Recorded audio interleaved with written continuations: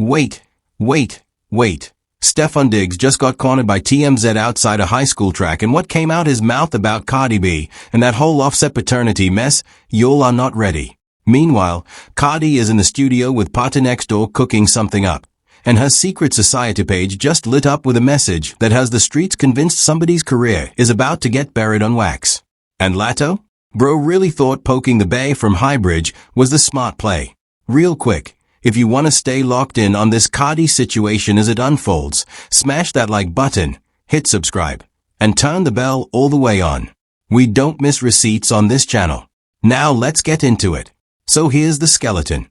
Stefon Diggs, the NFL wideout, Cardi's current man and the father of her fourth child, got intercepted by a TMZ cameraman on November 13, 2026, right outside a local high school where he was training on the track. Same week, Belcalis Almanza, Cardi B to the world, popped up on her private secret society IG page on the 14th with a message thanking her fans for holding her down, dropping a literal arrow emoji like she's aiming at somebody. And her producer partner next door leaked a studio clip to his story the night before. Latto really thought this was a peaceful November. Huh? Now let's get into the receipts. Alright, let's stack the quotes one by one because this is where it gets juicy. Receipt 1. In that TMZ ambush on November 13, 2026, the reporter walks up and goes straight for the throat. He asks Diggs point blank, "Are you and Cardi back together?" And Stefon, calm as a Sunday morning, says, "Bro, this time it's beautiful. That's a childish mother. I love her to death, and you have to ask her."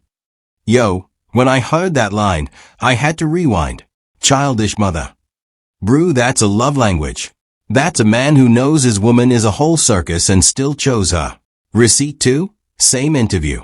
The reporter pivots and goes for blood. "What did you think of Offset requesting that DNA test?" Stefon's response? "I don't know. I didn't see that. I'm not online too much. Sorry." Then he doubles down. "I don't spend too much time online, but I just be at the track or at the gym working out." Nah, bro said what? Stefon Diggs, a man whose girl lives on Instagram Live, who has a whole spam page documented by gossip blogs, wants me to believe he didn't catch the biggest paternity scandal of the year. That's the dumbest flex I've ever heard. Offset really thought he did something with that DNA request. He should have stayed quiet. Receipt 3. According to TMZ's original report on April 9, 2026, court records confirmed that Kiari Cephas, Offset to y'all, formally requested DNA testing on one of Cardi's children during their divorce proceedings. The headline read, "Offset to Cardi B, I want DNA testing on your baby with Stefon." When I read that, I had to do a double take. Is he serious? You're divorced. You don't get to draft pick which kids you actually want. That's where Offset lost the plot. Brew. Receipt 4. On May 29, 2026, Latto dropped her album Big Mama, and on the track Gimme That, she lays into Cardi without ever saying the name. Per TMZ breakdown, the bars reference turning down a bag because her N-word. Her dude can get it for her. A direct shot at Cardi's offer to buy Latto a designer purse as an apology for that leaked phone call where Cardi was caught calling her pussy a Latto. When I heard the song, I was like, oh, she's pressed. Latto really thought name-dropping the bag would land. Nah, you can't beg for attention and expect people to take you seriously. Receipt 5. November 12, 2026, the night before the Diggs interview, partner next door uploads a studio clip to his Instagram story. You can hear his voice off camera while Cardi sits in the booth. "When I'm lonely, baby, it's like my friends don't know, you love me with a dream. You mean even the dreams get lonely." Cardi's clearly in session. Then the very next day on her secret society page, Cardi writes, and I'm quoting directly here, "Hey guys, random, but I really want to tell y'all that I love y'all so much. I appreciate how y'all held me down like I'm your sister, cousin, mama, friend. No need for spaces, but no funny shit. From edgy to cupcakes, how we came together like that. We are funny. However, more." And she ends it with a literal arrow emoji. When I read that arrow at the end, nah, that's not a thank you note. That's a target lock. Now that we got the quotes, let's connect the dots. Alright, watch the pattern carefully because the timing on all of this is insane. That studio clip? Dropped 48 hours before Diggs got cornered by TMZ. Coincidence? In a year where every Cardi B move has been calculated down to the minute? Be serious. Belcalis has been chronicling studio sessions for weeks, going back before Latto's Big Mama even dropped. But Party posting it himself is a different signal entirely. When a producer of his caliber wants the streets to know his client is in the booth, that's a press release in disguise. Now connect this. The Secret Society post went up the same 24-hour window as the Diggs interview. Cardi doesn't move that fast by accident. That woman built her empire off internet manipulation. She invented the choreographed chaos cycle. Anybody who's been watching her since the Bodak Yellow run knows. When Cardi suddenly gets sentimental with her core fans, a release is right around the corner. We all saw this coming. Remember that paternity drama? Surfaced in April 2026 per TMZ's court documents, right around the time Cardi and Stefon were photographed kissing publicly after his assault acquittal. Offset's lawyer dropping the DNA bombshell. The same news cycle Cardi looked happy with another man? Brew, that's terrible timing. Or perfect timing if your goal was to torpedo her image. Either way, Offset isn't getting smart advisors. And here's the part nobody connected yet. Latto's Big Mama dropped May 29th. The Cardi Offset paternity court filing was reported April 9th. That gave Latto exactly 7 weeks to write, record, master, and clear gimme that while Cardi was dealing with her ex publicly questioning her child's father. So Latto picked the moment Cardi was most vulnerable in the media to swing? Any smart strategist would have waited. But Latto saw blood in the water and dove in headfirst. The problem is Cardi doesn't bleed out. She comes back with a body count. The Stefon factor is the move nobody else is breaking down. Diggs and Cardi confirmed baby number 4 to Gayle King on CBS Mornings back in September 2026. So when the TMZ camera asks him about the relationship, this man isn't just protecting a girlfriend. He's protecting the mother of his child and his own NFL image during a comeback push to the Commanders. Stefon really thought nobody would notice. He trained him to dodge media questions like he dodges press coverage on third down. Nah brew, we noticed, and we respect the chess. But here's where it gets even more interesting. Now check this out. Nobody's talking about the specific word choice in Cardi's Secret Society post. Zoom in on from edgy to cupcakes, how we came together like that. That phrase, edgy to cupcakes, that's fan-base language. Edgy is the body gang nickname some of the loudest Cardi defenders go by online. Cupcakes is what they call the softer, more positive subset of her fan army. So when Cardi specifically names both camps in one breath, she's not just thanking fans. She's rallying 2 different battalions for the same fight. That's not gratitude. That's a war drum. And Latto really didn't catch that? Embarrassing. Now decode the arrow emoji. Cardi B doesn't waste characters. This is the same woman who weaponized shmoney and turned okra into a trademark. When she ends a sentimental post with a literal projectile pointing out of the message, she's giving you a visual receipt that this love letter has a target. Latto thought the bag offer was the only shot Cardi had in her holster. Nah, the actual ammo is being loaded right now. Zoom into Stefon's wording. She didn't, it's okay. Like that sometimes. When asked about the viral Maryland argument with Cardi, that fragmented delivery, that's not somebody who's confused. That's a man choosing every syllable because he knows it'll get clipped. Compare that to his confident answer about football, always got to stay ready. Same interview, 2 completely different cadences. Stefon went from sentence fragments about his girl to full crisp answers about the NFL. That's PR-trained code switching at the highest level. Offset never had that kind of control on camera, and that contrast right there is why Cardi traded up. And one more piece. That Party Next Door clip. Listen to which line he chose to leak. Even the dreams get lonely. Not the bass-heavy hook. Not the snappy ad-lib. He picked the most vulnerable sounding bar in the session. Why? Because Cardi is setting up the narrative that this album is personal, emotional, a real body of work, not a desperate diss EP.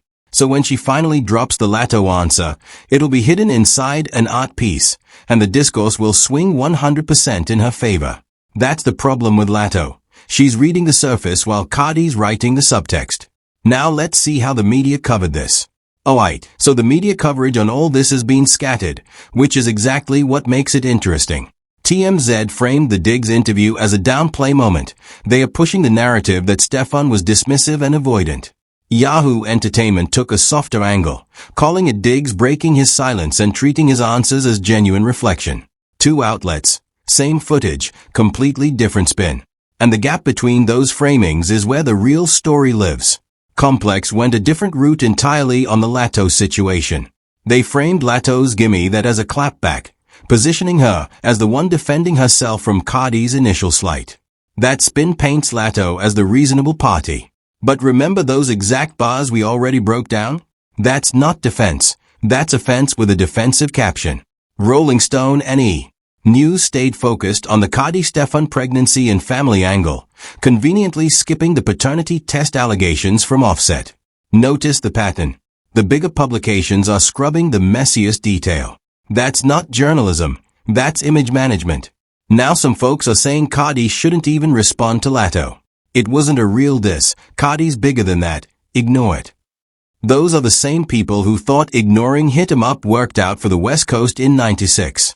Latto stands on Twitter are claiming this whole studio rollout is bait, that Cardi has nothing in the chamber.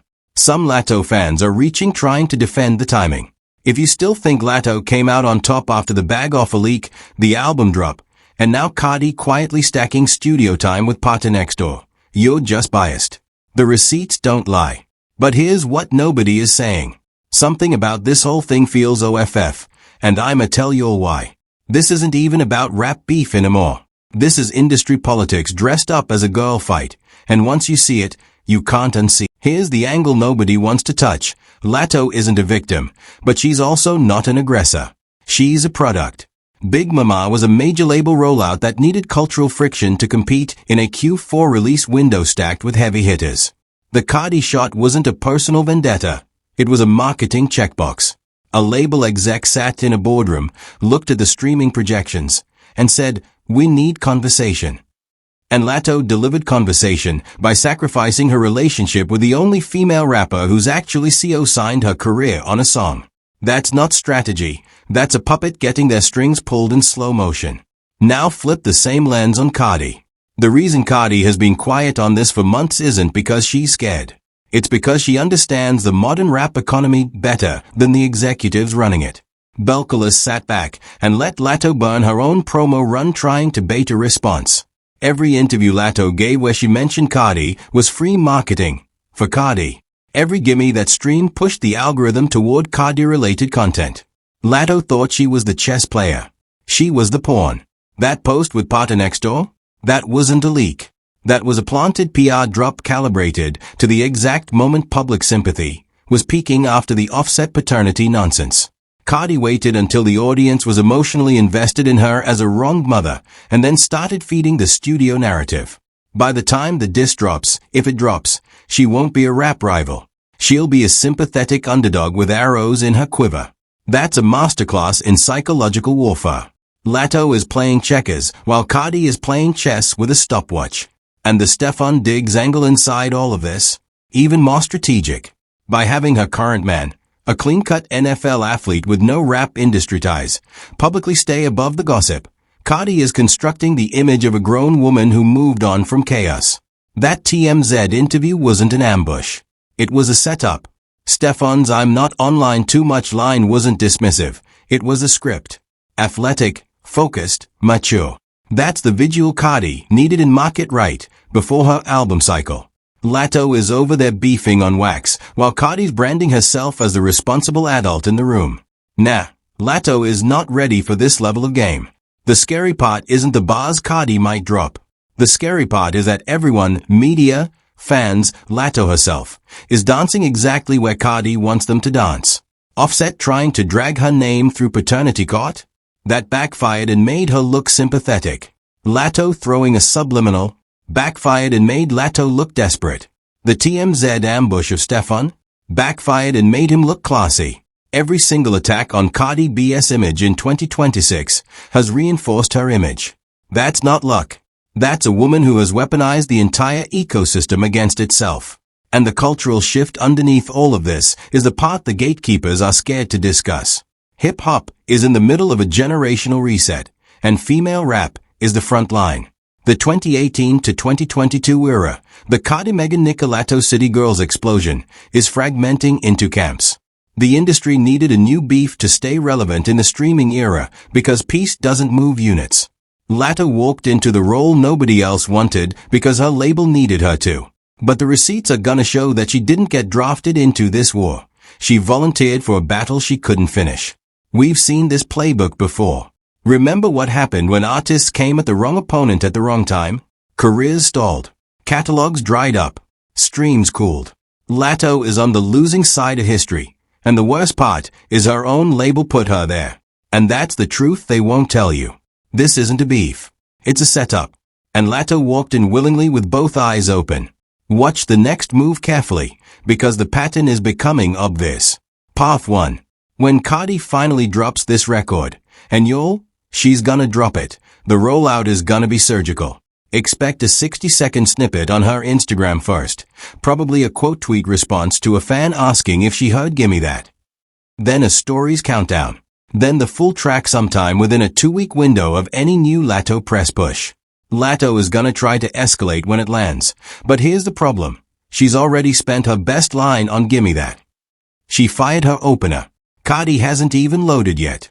When the smoke clears, Latto is gonna look like she swung first and got counted into the turnbuckle. The silence between now and that drop is gonna hurt Latto more than the diss itself. Path 2. If Cardi does the smart thing and doesn't respond directly, if she drops the song as a regular single and lets fans interpret it themselves, it might be even worse for Latto. Because then every Latto fan, every blog, every Twitter quote tweeter has to do the work of connecting the dots. And when fans dissect a song looking for shots, they find shots, real or imagined. Latto would spend the next 6 months getting asked about lines that may or may not be about her, with no clean way to respond. That's psychological warfare without a single direct shot fired. Watch what happens. Belcalis doesn't have to swing hard if she swings smart. Latto is not ready for the ambiguity game. Path 3. The industry impact is the real story long term. Mark whatever happens here. Female rap is about to enter its silent war era. After this Cardi Latto situation resolves, every label with a female artist on the roster is gonna be calculating beefs like NBA trade deadlines. Subliminals will get test marketed. Diss songs will get focus grouped. The era of organic female rap conflict is over, and Big Mama will be the last record people remember as the moment the genre got fully professionalized. 5 years from now, hip-hop historians will look back at November 2026 as the moment Cardi quietly checkmated a generation of competitors without breaking a sweat. Latto is watching the culture move forward while still standing on a track she dropped 6 months ago. That ain't aging well. And Offset? He's about to learn that requesting a paternity test on national TMZ headlines is the kind of L that doesn't wash off. His brand is gonna feel that for the next decade. Whatever happens, one thing's clear. Latto already lost the war the moment she decided to start one. And Offset already lost his ex's respect the moment he filed those papers. Cardi B is the only one walking out of 2026 with her stock UP. If you want to catch every receipt, every leaked clip, and every plot twist as this Cardi Latto Stefon Offset saga unfolds, and trust me, this is far from over, lock in with the channel right now. Hit that like button so the algorithm pushes this to everybody, every Latto stan, and every hip-hop head who's been sleeping on the chess game. Subscribe, ring the bell, and drop in the comments who you think wins when Cardi finally responds. And by the way, tomorrow we're cracking open something wild about Nicki Minaj's quiet involvement in all of this. You do not want to miss that one. I'll holler at y'all on the next.